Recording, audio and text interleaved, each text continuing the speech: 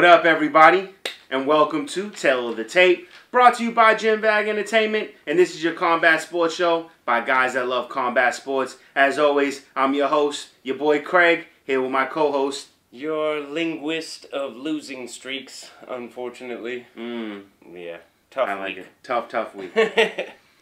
Alright, we start off UFC Fight Night, Silva versus Hall, October 30th, 7 p.m. at the Apex Center in Las Vegas. And we started off strong in the bantamweight division. Miles John, 10-1, going up against 9-1, Kevin Natividad. Natividad. Yeah, this is a good card. I want to get through it a little quick because we got crazy news that we could talk about. And thankfully this card kind of obliges with a lot of finishes. Miles John's single leg, solid step-in jab. That jab just lit him up over and over. Power jab. Natividad kept moving forward into it. One shot at a time for Johns. And then round 3, 2 minutes 51 seconds in, a big uppercut. Floors Natividad, puts him out. Great win. It was a pretty awesome uppercut. Like, Natividad didn't see it coming in any way, shape, or form. Lays him out. Beautiful KO for Miles John. Absolutely. Unfortunately for all of us in the women's bantamweight division, Courtney Casey versus Priscilla Cachoeira canceled. Yeah. So we move on to the light heavyweight division. Dustin Jacoby. I didn't even see the circumstances on why it was canceled. I didn't see any circumstances. I gotta assume injury. Yeah. Or late COVID fail. Yeah. That's all I can think. But I didn't see a single thing about it. Light heavyweight division, Dustin Jacoby, 12-5, going up against 9-3 with 1 no contest. Justin Ledet. Ledet, we know, got good boxing, but that doesn't really matter against a better kickboxer. Jacoby on his debut, big leg kicks to start, knocks him down with the leg kick, gets up, straight right hand, knocks him down with that, gets up, eats an uppercut, puts him to sleep. Round 1, 2 minutes, 38 seconds.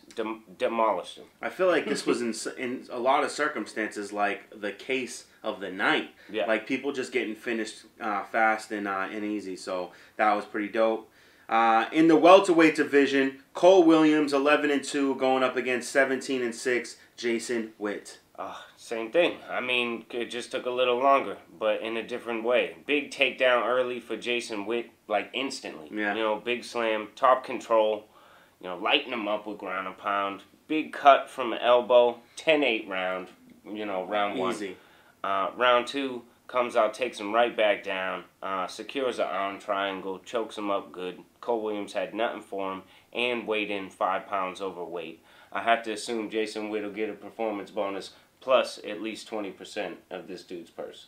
Good night for Jason Witt. Good night.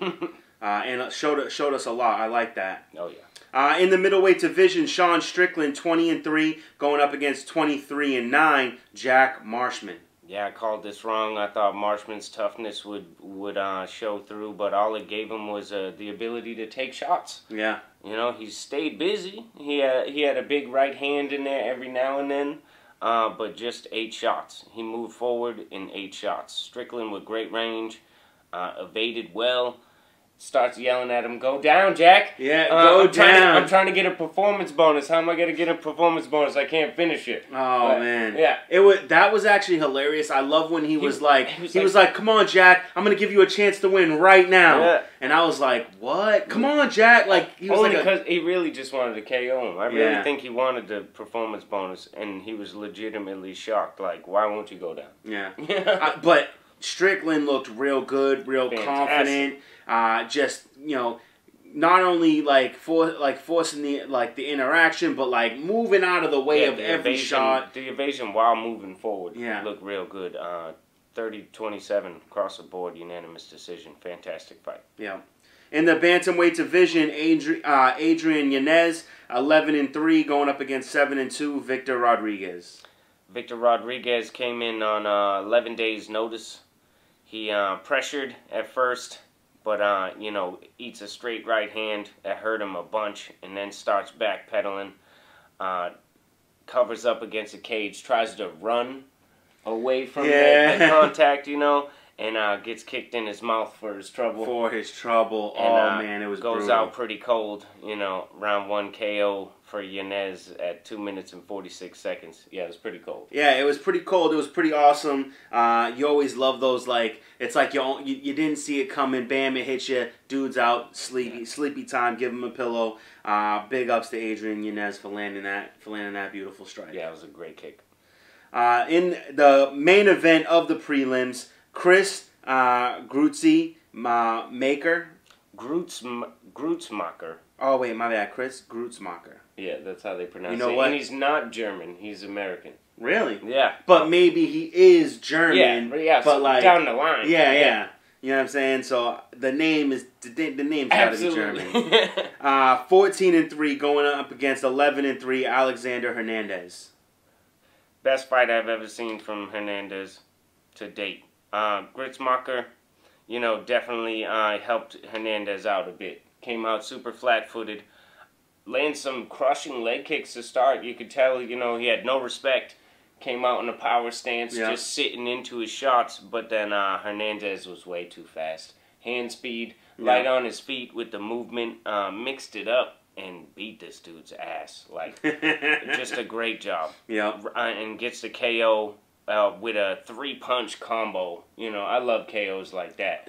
The best way to get a KO. And at round 1, minute and 46 in, hurts him with every shot and puts him to sleep with the last shot on the 3-punch combo. Great job by Hernandez. Yeah.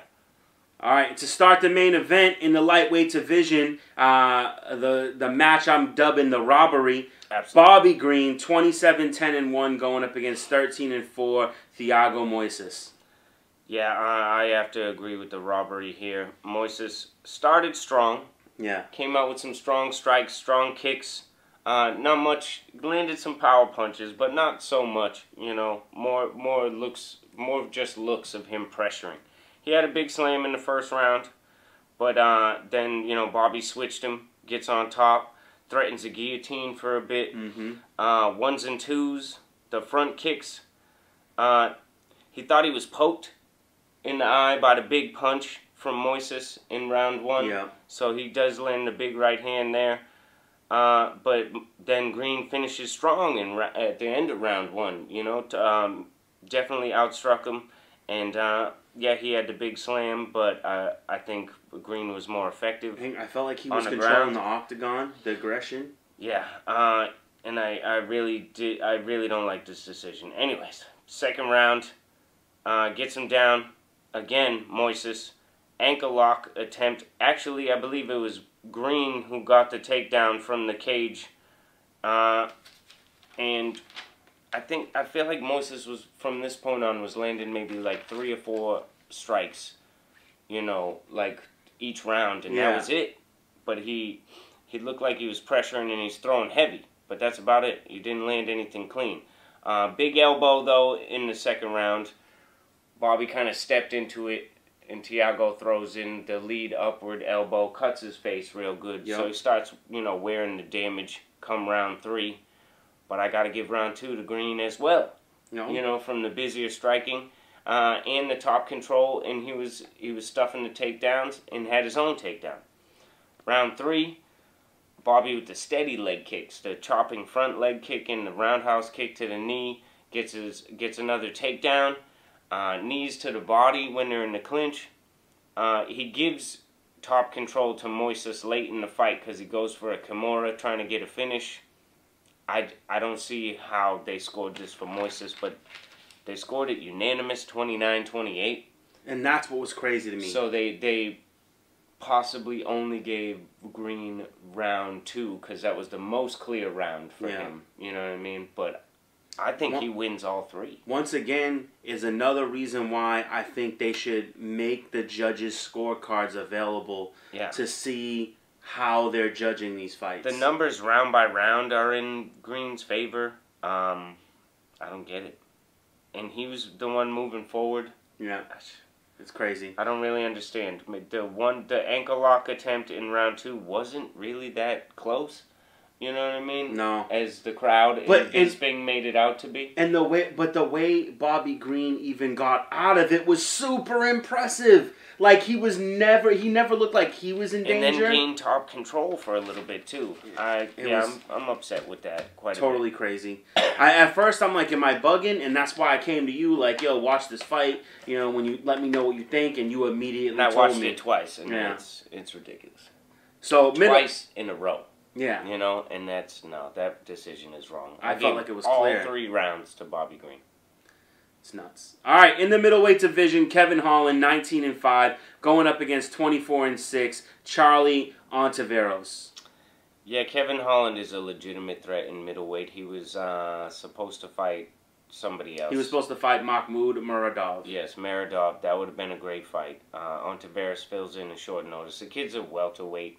Weighs in at 182 pounds, so he didn't cut any kind of weight or anything like that. Comes out, lands a spinning back fist on Kevin Holland, and drops Kevin Holland. Yeah. Threw a pretty nice axe kick and lands it real quick. If he had kept it on the feet, it would have been pretty interesting. But Kevin, and if he's fighting at welterweight and he has a training camp, he might be an impressive guy to watch. I think so. Kevin was too strong. As soon as he got his hands on him, it wasn't technique, it was strength. He's throwing him around, you know. Ragdolls him when he grabbed around his head.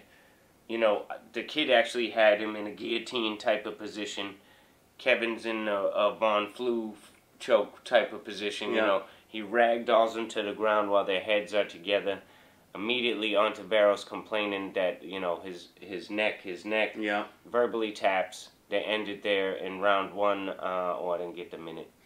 It was early, though. It was, because that's really all the interaction they had. I'd say, you know, a minute and a half, 2 minutes at the most. I like what Kevin said is he was like, oh, my neck. And then Kevin's like, I'm like, your neck? But I don't want to let go of the position until the ref says something. Absolutely. But, like, he didn't want to hurt him either because the neck is nothing to play with, and Kevin didn't want to hurt him anymore. Yeah, and it was a scary moment, you know, the ref immediately, like, don't move, and he's just in there yelling, you know, and we can hear him with no crowd. And, you know, he's 100% healthy, though.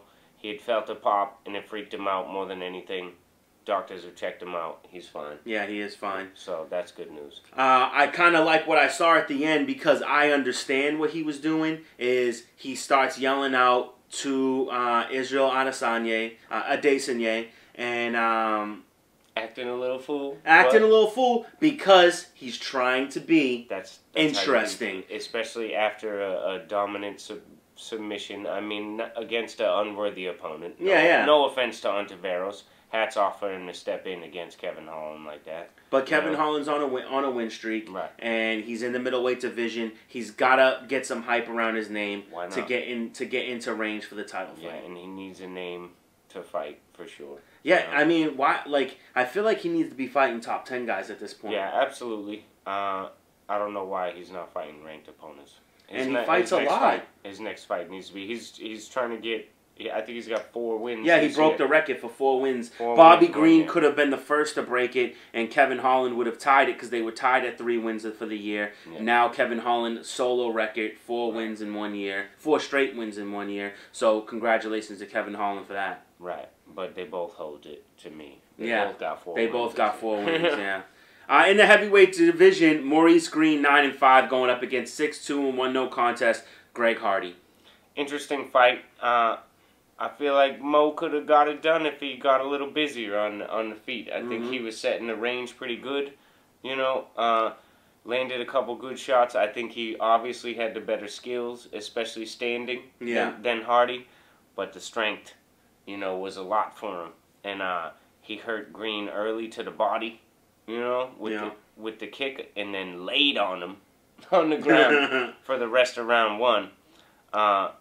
Round 2 hits him with a hard jab and knocks him down, knocks Green down, and then just hammer fists him to finish. Yeah. You know, Green's always had a suspect chin, though. Greg Hardy had to weigh in twice to make 265 pounds. That's crazy. First time came in overweight and had to come back in. Yeah. That's crazy to make 265. Yeah.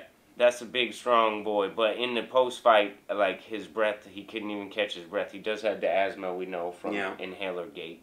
And I love it. And I just don't know what kind of cardio he could really have against You know, or how much maybe he really trained for Maurice Green. We've seen him go 3 5-minute rounds. Yeah, twice. You know, he went 3 5-minute rounds twice. But he didn't have cardio this night. If Mo could have been a little busier, he could have worn him down. And if he could have made it to the 3rd round, he probably would have got him a win. But TKO for Hardy, round 2, 1 minute and 12 seconds in, too strong. Just too strong. Co-main event, featherweight division, Bryce Mitchell, 13-1, going up against 21-7, Andre Touchy-Feely. Yeah, this tells us 2 things, I think, in this fight. Bryce Mitchell, legitimate threat, up-and-coming contender. Andre Feely, gatekeeper fighter. Yeah. You know? Yeah. Although, I did like what I saw from Feely. He was able to get back up and all that. Showed great stuff. Yeah, he showed a lot of great stuff, but he was definitely no match for Bryce Mitchell. I feel like he's the gatekeeper of the top 10, really, in this division here. You know, Bryce Mitchell with the single to the double, you know, and the body lock. Two takedowns in the 1st round. But like you said, Feely fighting to his feet. Pretty good defense on the ground, too. Bryce didn't really have many chances at submission attempts. Correct. You know, Feely was holding his own. Lands a jump knee in round 2, was it? I think on Mitchell, cuts him open good. Yeah. But just Bryce with the smothering ground pressure. Couple heavy punches in there too. Some good striking improvements from Bryce Mitchell there. I didn't think he'd be able to throw hands with Feely so well, honestly. He lit Feely up a little bit here and there. And I'm impressed with his gas tank, even at featherweight, you know, for all that groundwork and takedowns and whatnot, you know. He was in, like, you know, he stayed with a full tank of gas, and I was impressed by that as well. Feely with scrambles the whole time, never really out of it, you know, always had a chance to get something happening. Round 3, Bryce takes him down right to the mount, Khabib style, you know, with the legs wrapped on the legs. I think he had like 3 takedowns in round 3, and you know had some good ground and pound working in the 3rd round because I think he realized he wasn't going to submit him. Yeah. And Mitchell not happy with his performance one bit, even though he got unanimous decision, 30-27 and 29-28. Yeah, twice. He wanted to finish. Yeah. And he maybe. And he doesn't like that he couldn't put him in danger with submissions or getting hit with the jump knee because he knows that I feel like he should have known that about Andre. He knows he was in trouble with the jump knee. You know, yeah, I think it's maybe a little lack of respect for Feely's ability. You know, but you know, I like the confidence and I like Bryce Mitchell. And I can't wait to see who he's gonna fight next. He just fought Andre Feely, so the list is about to get real short right now. That's what I mean. The gate is open. Yeah. You know, I think you pass Feely and now you can. I mean, he's given good fights to everybody in the top 10. We'll see what we'll see next from Bryce Mitchell. And then for the main event in the middleweight division, Uriah Hall, 16-9, going up against 34-10, 1-no contest, Anderson the Spider Silva in his final fight. Yes. Well, I think it looks like the UFC will make sure that it's his final fight. Well, Dana White said that was part of the deal. Because Anderson, you know, for the UFC, Anderson is a guy that I don't know. He might fight somewhere else. Yeah, maybe he goes to Bellator. You know how he is. Yeah. I ain't mad at his performance. You know, he had a good first 2 rounds, especially because Hall started slow. You know, and was scared, seemed extremely nervous, scared to engage. Yeah. You know, overly honoring Silva. Yeah. You know what I mean? I agree. Like I get it, but you're in there to fight him. Yeah. You know what I mean? So you got to take him out. But just picked it up late in round 2. I would say Uriah started to, you know, once he landed one good shot, he realized, you know, okay, I can do this. It's just another fight. Anderson with a couple of big overhand lefts looked pretty good. Had some front kicks to the belly that looked pretty good. You know, they did pretty good for the first 2 rounds. It looked pretty nice. You know, I wasn't upset with it. He started getting overly aggressive in round 3, which I wasn't mad at either. Go for it. Yeah, you're trying to get a victory, you know, for the last time. But while they're trading, you know, Uriah lands a good counter left hook, gets a knockdown. Before that, though, actually, what round was the finish? I want to say it was round 4. Did they go 4 rounds? It was 4 rounds. Yeah, he knocks him down in the third. Yeah, I didn't write the I remember Anderson Silva going down but getting back up. Yeah, he knocks him down in the third, and he's saved by the bell. Yeah. And then in the 4th round, he gets aggressive, goes to exchange, and comes in kind of wild, actually. Gets hit with a counter left hook, gets dropped, and, gets finished on the ground by some precision shots. But after that, it was nothing but, respect, class, and emotion in the octagon. I loved what I saw between the two of them. Anderson Silva, just giving him, some sage wisdom advice on how to move forward in his career, and Uriah Hall just paying nothing but love and respect to his hero. And apologizing. I'm so sorry. And just a great moment between athletes of any sport. Glad to see stuff like that. Again, witnessing history, super lucky to be part of stuff like this as fans, to be able to witness the career of Anderson Silva. And just pure class, just pure class. Like, just an incredible guy. And, I'd love to see I'd love to see his whole career, and I just wish him luck in anything he does. Absolutely. Great human being. I am sad to know that I'll probably never see another, at least UFC Anderson Silva fight. Right. Bellator's been known to take on fighters past their prime. Right. But, in Bellator, we might see a better version of Anderson Silva competition-wise. But I think now is the time for Anderson Silva to step back and maybe train more than fight. But if he does decide to go to a Bellator, that would be one really good reason for me to watch Bellator. He's a great mentor, so he would be great as a coach. And it looked like he was done. The way that he was acting in the cage, you know what I mean? He was soaking it up for his one last time, Hopefully. And there comes a time, and I think this is time for him. And I'm not upset with it because even from the weigh-in, he came in and you thought to yourself, like, he looks in shape. Like, he looks good. He looks more solid than his past 2 fights. You know what I mean? Looks good. He's taking it serious. He fought him seriously. Yeah. He went at him aggressively. And I mean, I ain't mad. I'm still remembering the 5 rounds he went with Israel.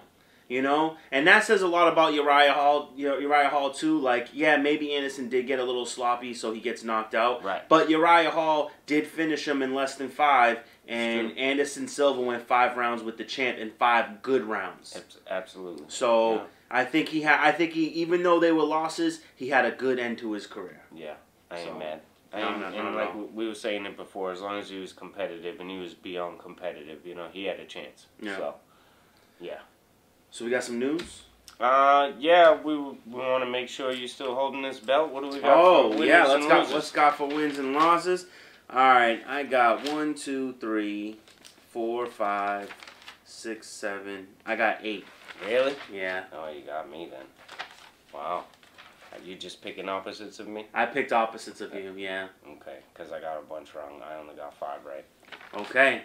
So for the second week in a row, the BMF champ is myself, Craig Campbell.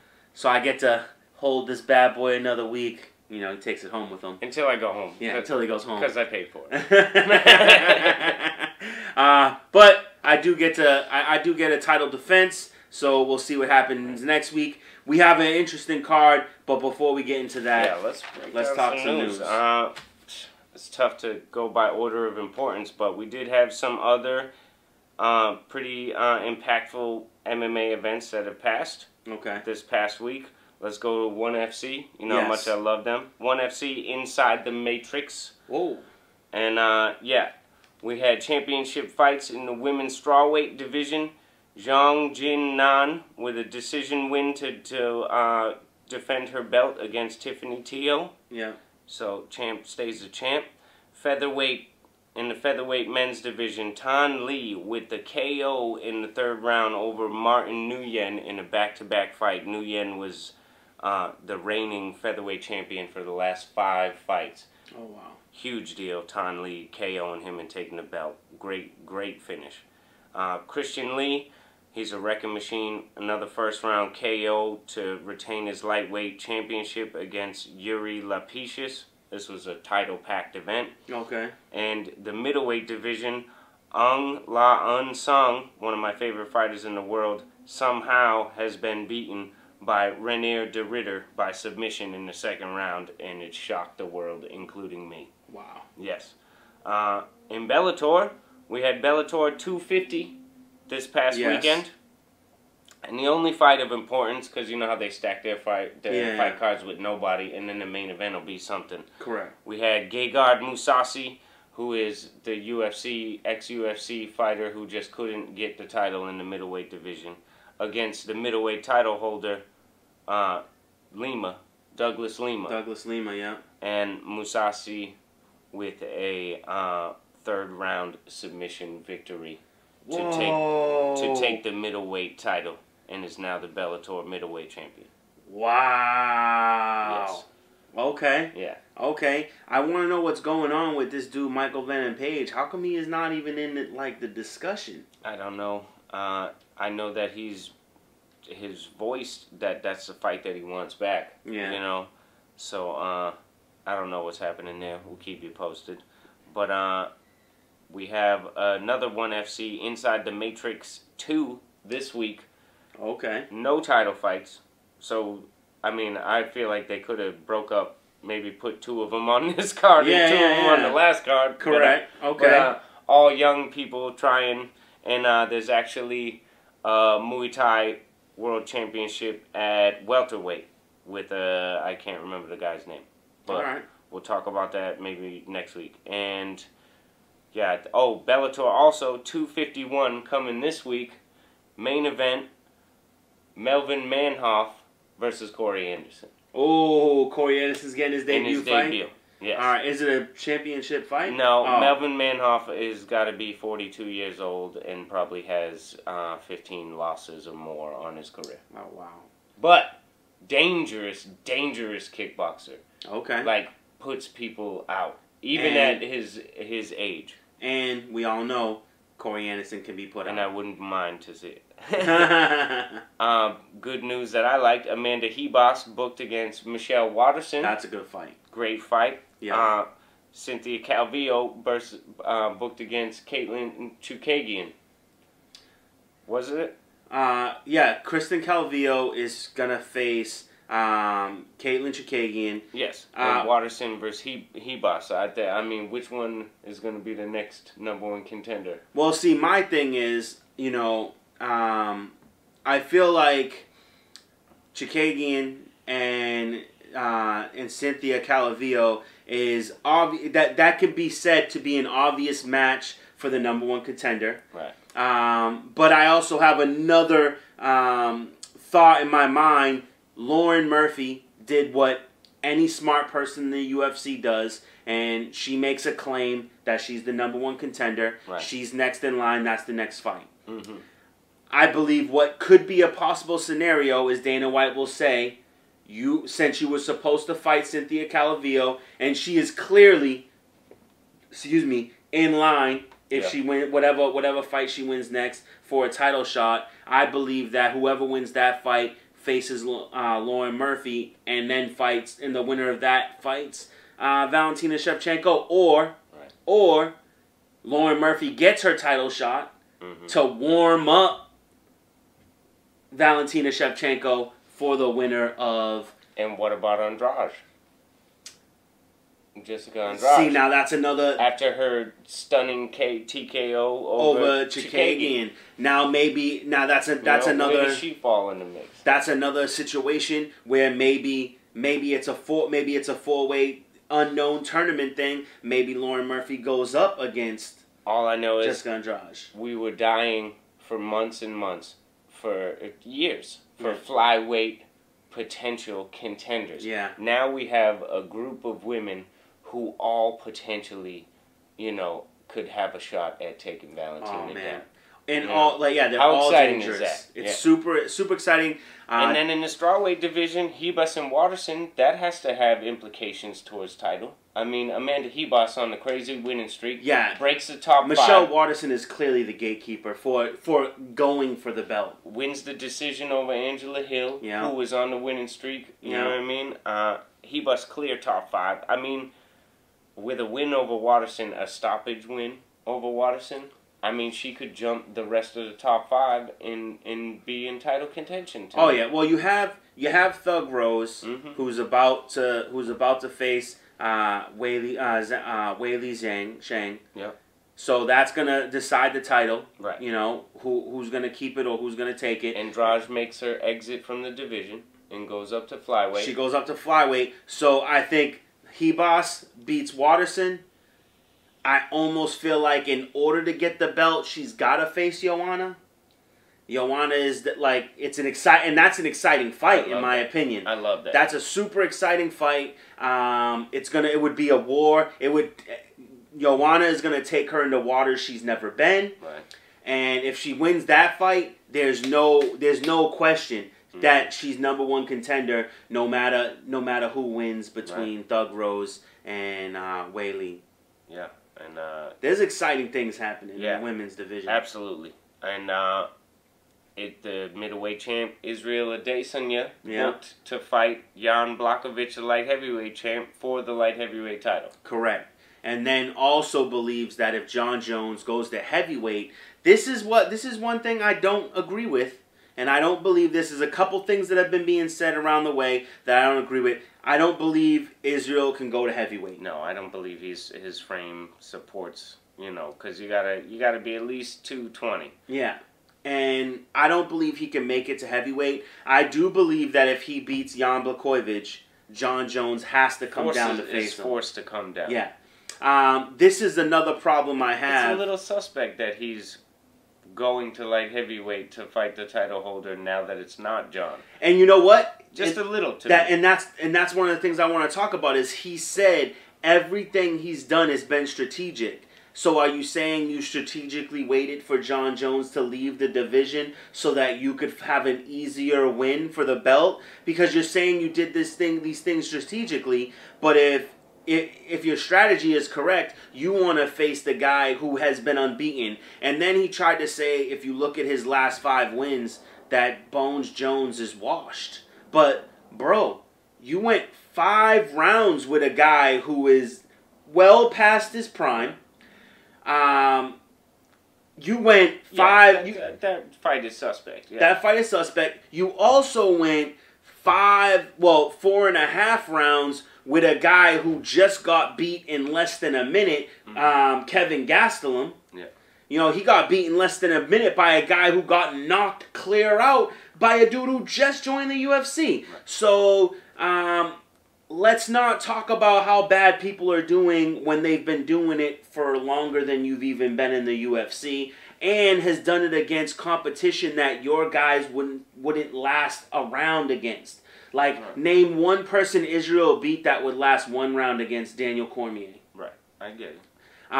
Especially because of the weight disparity. You know what I mean? I never liked, he's a smaller middleweight fighter. He's not huge. Yeah. And even at 205, he's gonna be small. And then at heavyweight, I don't see the possibility. I do think back to when he said, that everything's strategic, all his moves, and he did say that he wanted to cement himself in the middleweight division before trying the light heavyweight division. The only person to beat would be Whitaker again now. Yeah. Because he beat the way he beat Cannonier. So I get that. That falls with what he said his strategy was. But I gotta see him fight Jon Jones now. Yeah. And I'm not mad at if it's him beating Jan and then Jon has to come back down to get the belt, to get his belt back. Because it's not Jon's anymore. Yeah, it's definitely not Jon's anymore. Jan won it legitimate. And in high fashion, unequivocal, like undisputable, just complete and utter domination. So yes, I love Jan Blachowicz as the champ. I feel like Israel might be in more trouble than he thinks in this fight. Jan is not a pushover. No, never.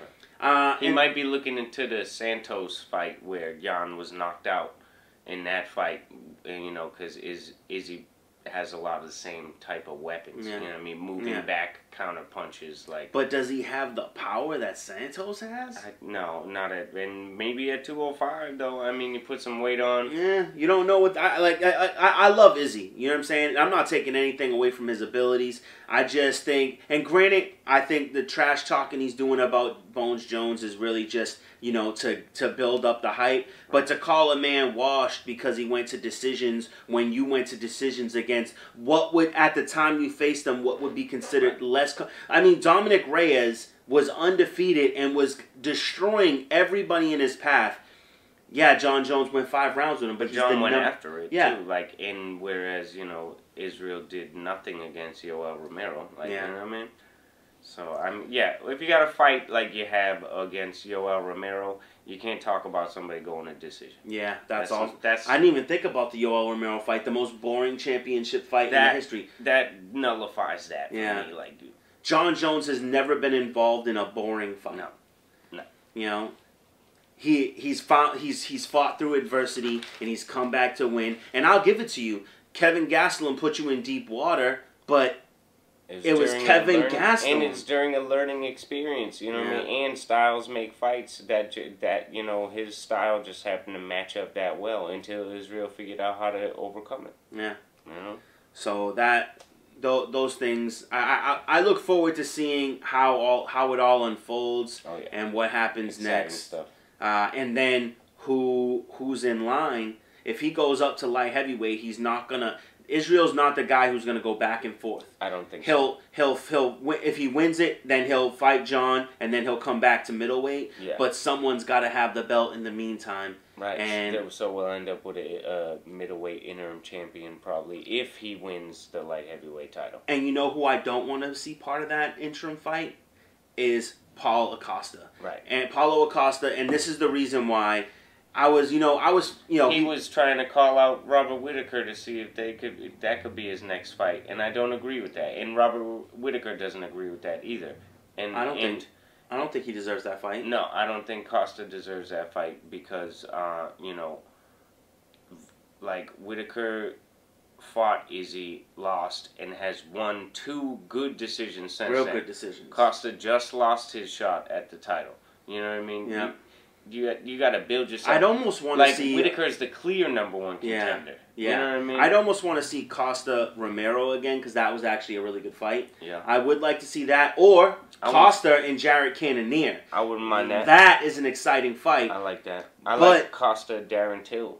I like Costa Darren Till as well. But you know what? Saying Jared Cannonier and Costa makes me super excited. Yeah. Because I feel like Jared Cannonier would knock that dude out. Right. And I'm really upset with Paulo Acosta because he couldn't just leave well enough alone. Now he's saying, "Oh, my leg was impaired. Yeah. And I wasn't feeling well. I should have postponed the fight for a week or maybe longer." It's like, bro, you got beat up, yo. Let it go. Yeah. Especially in a title fight, super bad look. That's never gonna help you. Yeah, never ever. Yeah, this is fighting, man. Like these are warriors. You can't be coming up with crybaby excuses about why you lost. Yeah. You just gotta be humble and say, "I lost the fight, and next time I'm gonna do it differently." Yeah, I think his slight fan base that he was building was because he had knocked dudes out.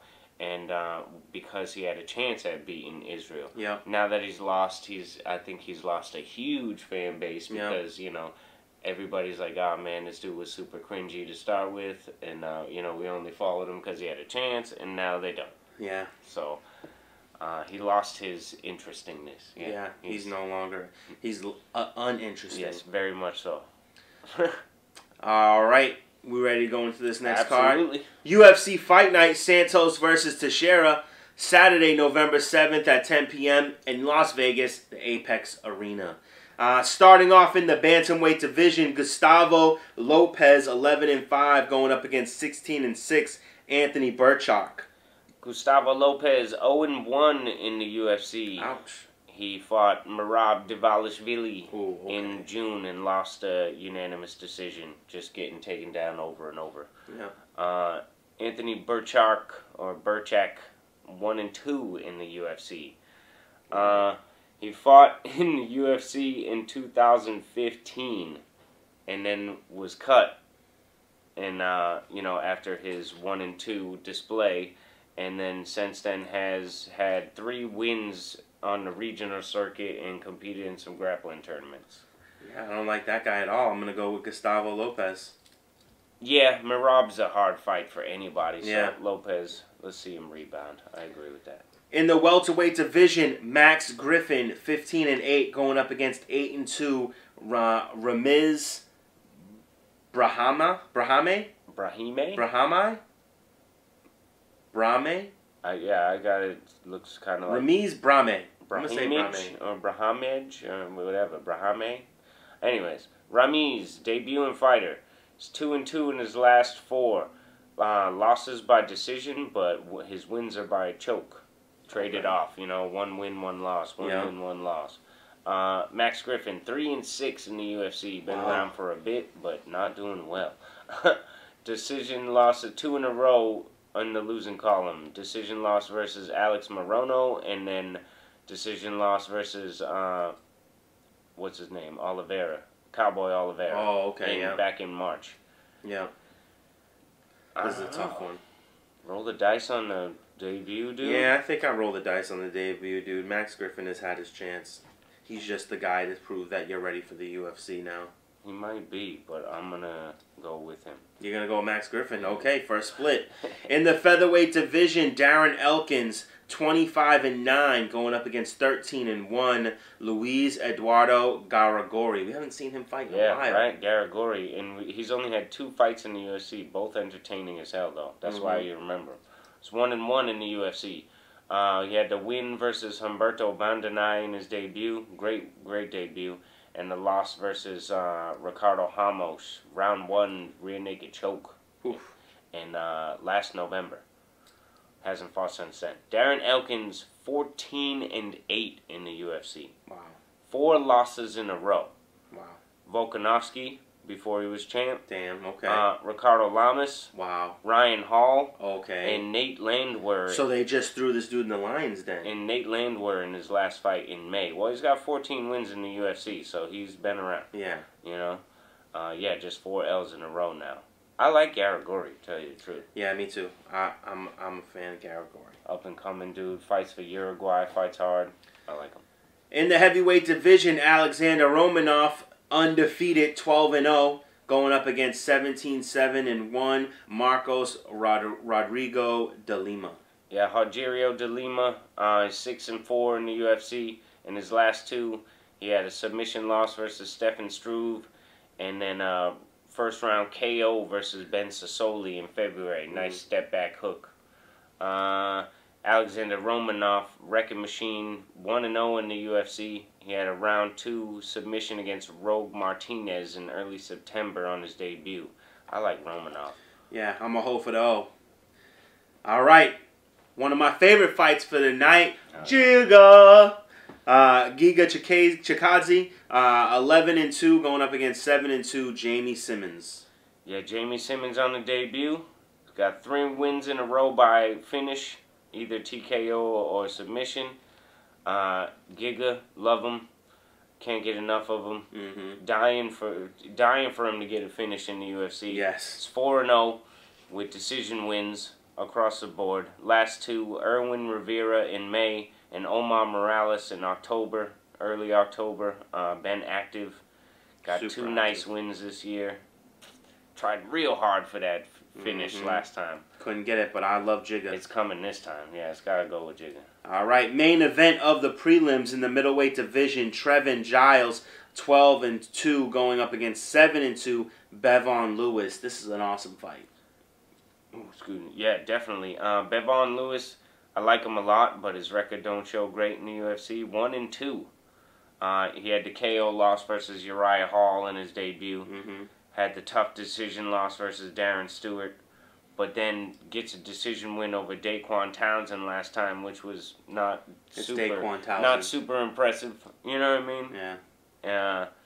Although he's hard to finish, Townsend. You know, Trevin Giles had a submission loss versus Zach Cummings. Submission loss. Was that the win against Townsend? Was that the one where he was on top of him but just couldn't put him away? Yeah. Yeah. Yeah, just couldn't put him away. Cummings, submission loss to Cummings for Giles. Submission loss to Meerschaert. Then split decision win versus the man James Krause in February, even though Krause was on 18 hours notice. Yeah. You know, so I think Bevon Lewis to rebound here, get himself a nice win against Giles. I'm gonna split it because I like Trevin Giles. All right. To start the main event, a fight I'm once again excited for, my homegirl and yours, Claudia Gadelha, 18-4, going up against in 12-1, 1-0 contest, Yan Xiaonan? Yeah, close enough. Yan Xiaonan. Claudia Gadelha, decision wins in her last two, Randa Marcos and Angela Hill, which, you know, and lost to every top name in the division. In every big fight that she's had. So who? Claudia's only lost 2. She's 7-4 in the UFC. Yeah, 7. No, wait, she's 7-4 in the UFC. In the UFC. Yeah, because she lost. She got 2 losses to Joanna. Yep, and then 1 to Jessica Andrade. Mm-hmm. Who was the other loss? She got a loss to Esparza as well. No. Yeah, man. She lost to Carla Esparza? Yeah. I do the research, bro. Esparza. Yeah, they just swallowed her up with wrestling. You wouldn't think it, but it happened. Oh my God, that hurts my feelings. Yeah. Claudia can't seem to get over the hump, tell you the truth. Yan Xiaonan, I don't think she won. I don't think Gadelha won that fight against Angela Hill. Yeah, I know. You know. That one was a tough one. Yan Xiaonan, up-and-comer, crushing people, tell you the truth. 4-0 in the UFC. Decision win versus Angela Hill in June of 2019, which I don't dispute, to tell you the truth. Mm-hmm. And decision win versus Kovalevich in February. She put it on Kovalevich. I mean, she whipped her up pretty good. Yeah. Yeah, not so telling. But I don't know. This is a tough one. I can't go against my girl. Claudia is on the upswing.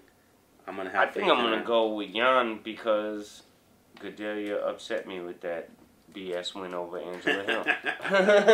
All right, in the middleweight division, Ian Heinisch, 14-3, going up against 15-3, Brendan Allen. You know what that name makes me think of? What happened to Arnold Allen? Arnold Allen, right? He was like dominating, and then he disappeared. Too. Yeah, he was a killer. I want to say he hasn't fought all year. Maybe early in like February. Maybe because he ain't fighting because of COVID. Maybe. I think he might have broke his hand in that last fight. I know that. That'd be a great fight for him and Kevin Holland. Oh, right. Kevin Holland. Yeah, I like that a lot, actually. Yeah. Ian Heinisch, 3-2 in the UFC. Decision loss versus Derek Brunson and Amari Akhmedov. And then he had that round 1 KO win versus Meerschaert in June. And then Meerschaert gets KO'd by Hamzat. Yeah, Meerschaert had a tough go this year. Yeah.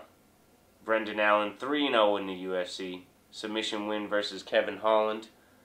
KO win versus Tom Breeze.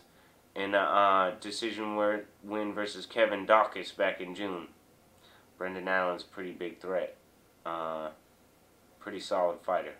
The submission over Holland was definitely before Holland turned his corner, and Holland's got terrible takedown defense. But I don't know. I feel like Heinisch got some holes, and Allen seems pretty technical. I'm going with Brendan Allen. All right, I'm gonna split it up again. I'm gonna go Heinisch. In the bantamweight division, Rony Barcelos, 15-1, going up against 13-2, 1-0 contest, Khalid Taha. Raoni Barcelos. Raoni? Yeah, 4-0 in the UFC. I just wish he was more active because he's had one fight a year for a couple of years, and he's one of them guys that always wins. So you see the 4-0 and you think he's great. Yeah. But Claudio Silva was 5-0, and then we seen James Krause beat the hell out of him. Yeah, easily. we did. Last fight though, decision win in December of 2019 against Said Nurmagomedov. Ooh, wow. Okay. Saeed pretty good. Right. Khalid Taha's 1-1 in the UFC. Decision loss versus Nad Narimani. Don't remember that. And then he had that round 1 25-second KO over Sean Salmon. Oh, no, that was Boston Salmon. My bad. Oh, yeah, I remember that forget that. That was in April, though, of 2019. Wow. So both of them inactive.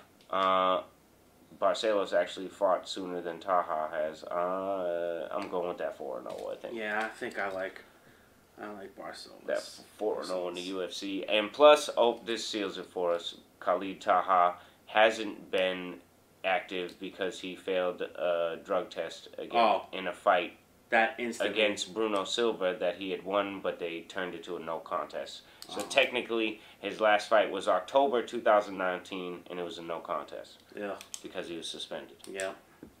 All right, heavyweight division, really exciting fight. Yeah. Andrei Arlovsky. Why did I have a hard time with that one? I've said his name 100 times. Right. 29-19 with 2 no contests, going up against 19-6-1 Tanner Boser. Yeah, this is something. This is awesome. Newcomer versus the veteran legend. Arlovsky 17-13 in the UFC. Wow.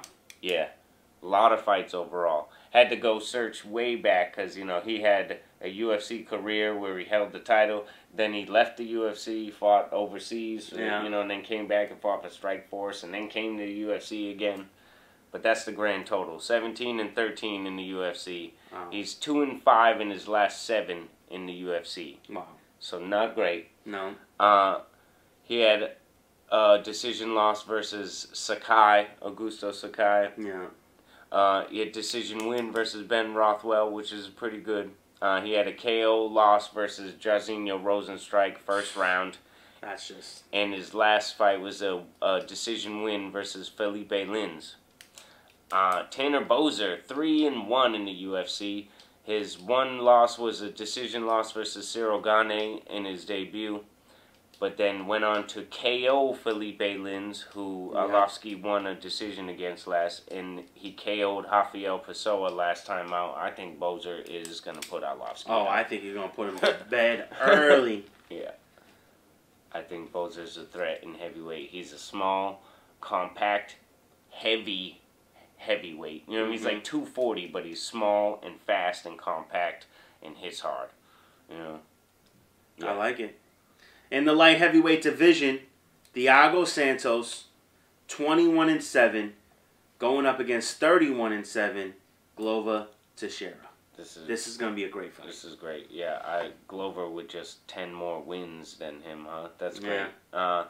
Santos, they both got extensive UFC careers. It's hard to think of a time where we didn't know who Thiago Santos was, but he flew under the radar for quite a bit. Yes. Thiago Santos 13-6 in the UFC. Okay. Yeah. Right? Yeah. 19 UFC fights. How many can you recall actually watching? 6 maybe? Right. Probably all at light heavyweight. Yeah. At middleweight, 8-4. At light heavyweight, 5-2. Okay. He had the KO loss versus David Branch, which changed him completely. That was his last loss at light heavyweight, and then he went on to KO Kevin Holland, and then Kevin Holland realized, hey, I got to go down to middleweight. I don't know what he was doing at 205. KO's Eric Anders, KO's Jimmy Manuwa, KO's Jan Blachowicz, loses a split decision to John Jones. I thought he KO'd what's his name? What's the white dude with all the tattoos? Anthony Smith. He decisioned Anthony Smith. Oh, did he? I thought, because I know he knocked him down. I thought in that video that he put him out. He survived. Anthony survived. Yeah, that's their common opponent too, which Glover mauled him as well. Yeah. Glover Teixeira 14-5 in the UFC. Wow. 1 more win, 1 less loss than Thiago Santos in the UFC. Thought that was interesting. That is interesting. Yeah, the decision loss versus Corey Anderson back in 2018. Since then, though, 2 submission wins. One versus Carl Robertson and another versus Ion Kudalaba. Decision win versus Nikita Krylov. That was a good one. And the mauling of Anthony Smith for a TKO. in his last fight. Glover with, really well-rounded skills, but little suspect on the chin. Just a little. Just a little. Just a tiny bit. Because the last fight he had with Ozdemir hit him with some shots, but he took him. He weathered him pretty good, I gotta say. Thiago Santos, explosive, powerful striker, comes from all angles. We've seen him scramble. And he's coming back from a pretty bad double knee injury. Yeah, we've seen him scramble, but we haven't seen great ground ability from him.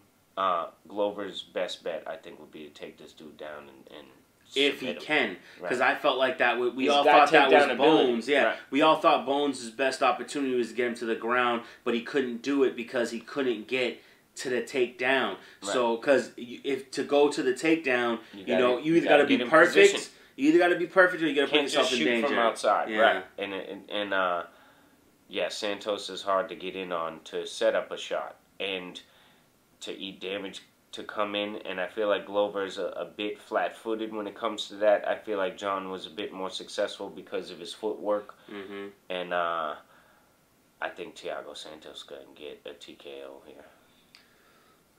Man, as long as his knee surgeries hasn't changed him completely. Yeah. If his recovery is 100%, dangerous leg kicks too. If his recovery is 100%, he catches Glover with something on the way in. I feel like that's a tough one because Glover gonna try to close the distance. Man, it's so tough. Yeah, but I also can see clear ways of Glover winning. Like what I mean? Yeah, man. Because he's got swallowing pressure on the ground. Man. I feel like he could get him to the ground and just like...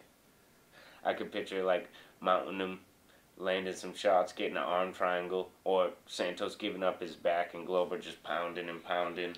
This is tough. But I like Santos a lot, and I'm going to give him my vote for a TKO, probably round 2. I'm going to gamble. No, I'm not. Thiago Santos with the KO. I have to. Right, you don't want to lose a point. No, I don't want to lose a point just to risk it on Glover. Because I think Glover can get him to the ground and do some damage, but... It's definitely one of them fights that whoever keeps it in their world will end up with the win, probably, Because they're not one-sided fighters. They are good mixed martial artists overall, but... Santos leads towards his strikes. I have a problem. And Glover absolutely goes for the ground game.